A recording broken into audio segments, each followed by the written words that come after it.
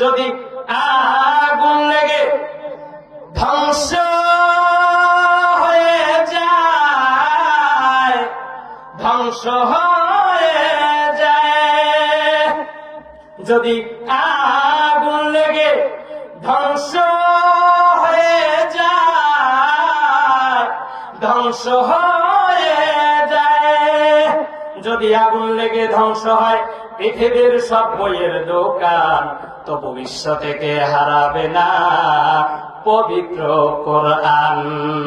কথা বলেন ঠিক কিনা? যদি আগুন লেগে ধ্বংস হয়ে যায়, ধ্বংস হয়ে যায়, যদি আগুন লেগে ধ্বংস হয় পৃথিবীর সব বইয়ের দোকান, তবু বিশ্ব থেকে হারাবে না পবিত্র কোরআন, তবু বিশ্ব থেকে হারাবে না পবিত্র কোরআন। চিল্লায় বলেন ঠিক কিনা?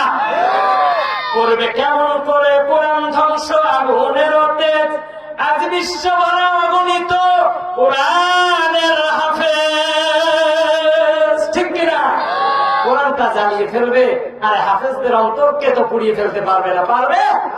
কোরআন যদি পুড়িয়ে ফেলো, আমরা বলে দেই এক কোরআন পুড়িয়ে ফেলবা, হাজার কোরআন আল্লাহ তাআলা ব্যবস্থা করে দিবেন। কথা বলেন ঠিক কিনা?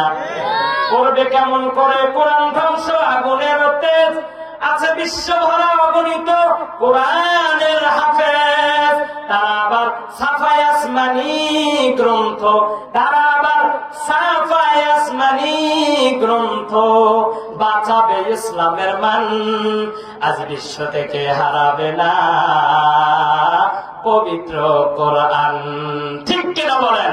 আজ বিশ্ব থেকে হারাবে না পবিত্র কোরআন। এই কোরআন শেষ করা যাবে?